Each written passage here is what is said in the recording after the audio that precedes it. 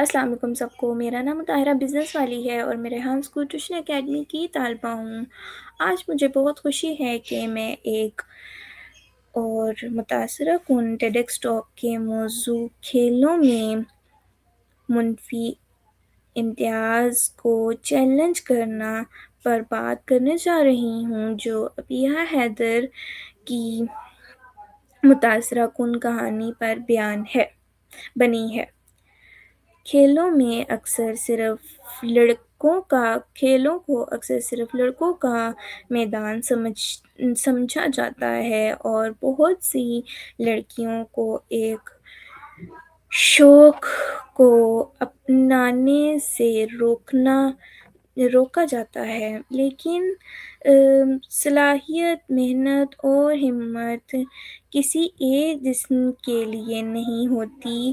اس گفتگو کے ذریعے میں یہ دکھانا چاہتی ہوں کہ دقیانوسی سوچ کو توڑنا لوگوں کو اپنے خواب پورے کرنے اور معاشرے میں سب کے لیے برابر مواقع پیدا کرنے میں مدد دیتا ہے۔ یہ تقریر بہت متاثرہ کن اور جذباتی ہے کیونکہ یہ دقیانوسی سوچ کو توڑنے اور اپنے خوابوں کے پیچھے جانے کا مضبوط پیغام دیتی ہے۔ یہ ہمت، خاندانی حمایت اور معاشرتی تنگی کے باوجود فٹ بال میں کامیابی کی ایک طاقتور ذاتی کہانی بیان کرتی ہے۔ ایک ایسی لڑکی کا سفر جو شروع میں فٹ بال کے بارے میں پر اعتماد نہیں تھی، لیکن بعد میں پاکستان کی کم عمر ترین بنیا عالمی فٹ بالر بنی۔ سامعین کو اس کی جدوجہد اور کامیابیوں سے جوڑ دیتا ہے۔ یہ تقریر والدین کی حمایت اور اہمیت کو بھی ظاہر کرتی ہے، خاص طور پر ایک ایسے والد کی جنہوں نے اپنی بیٹی کو خود پر یقین رکھنے اور معاشرے کی سوچ کو چیلنج کرنے کی ہمت دی۔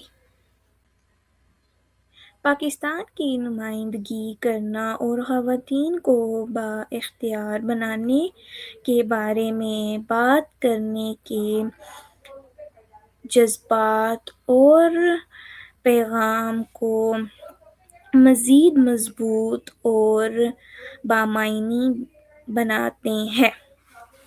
یہ تقریر اس لیے بھی حوصلہ افزا ہے کیونکہ یہ دکھاتے ہیں کہ جو لوگ پہلے تنقید کرتے تھے، بعد میں وہی لوگ کامیابی دیکھ کر فخر اور حمایت کا اظہار کرنے لگے۔ لوگوں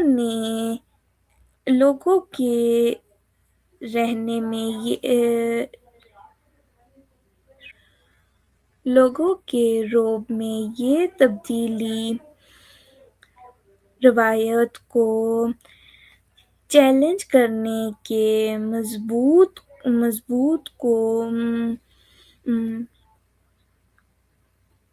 بناتی ہے۔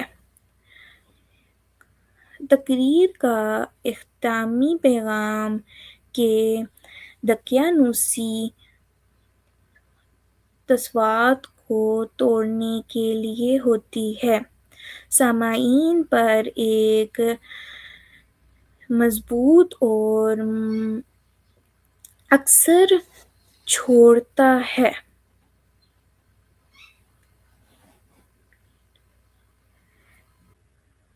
آخر میں کھیلوں میں صنفی امتیاز کو چیلنج کرنا صرف کھیلوں کے بارے میں سوچنے بدلنے کا نام نہیں بلکہ پورے معاشرے کی ذہنیت بدلنے کا نام ہے۔ عبیہ حیدر کا سفر ہمیں سکھاتا ہے کہ کامیابی ان لوگوں کو ملتی ہے جو خود پر یقین رکھتے ہیں اور بڑے خواب دیکھنے کی ہمت رکھتے ہیں۔ آئیں ہر لڑکی اور ہر لڑکے کی حوصلہ افزائی کریں کہ وہ بغیر کسی خوف کے اپنے کوشش کو اپنائیں۔ جب معاشرہ صلاحیت کو برابر حمایت دیتا ہے تو ہم ایک ایسا مستقبل بناتے ہیں جو اعتماد اور کامیابی سے بھرا ہوتا ہے۔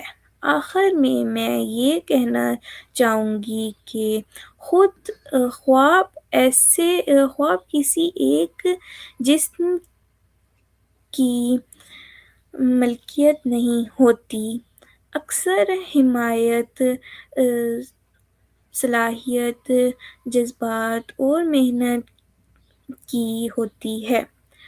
آئیں دقیانوسی سوچ کو توڑیں، پرانی روایتوں کو چھوڑ کر دیں اور ایک ایسی دنیا بنائیں جہاں ہر انسان کو اپنے خواب پورے کرنے کی آزادی ہو۔ شکریہ آپ کا مجھے دیکھنے کے لیے۔ پھر ملیں گے ایک نئی ویڈیو کے ساتھ۔ اپنا خیال رکھیں۔ اللہ حافظ۔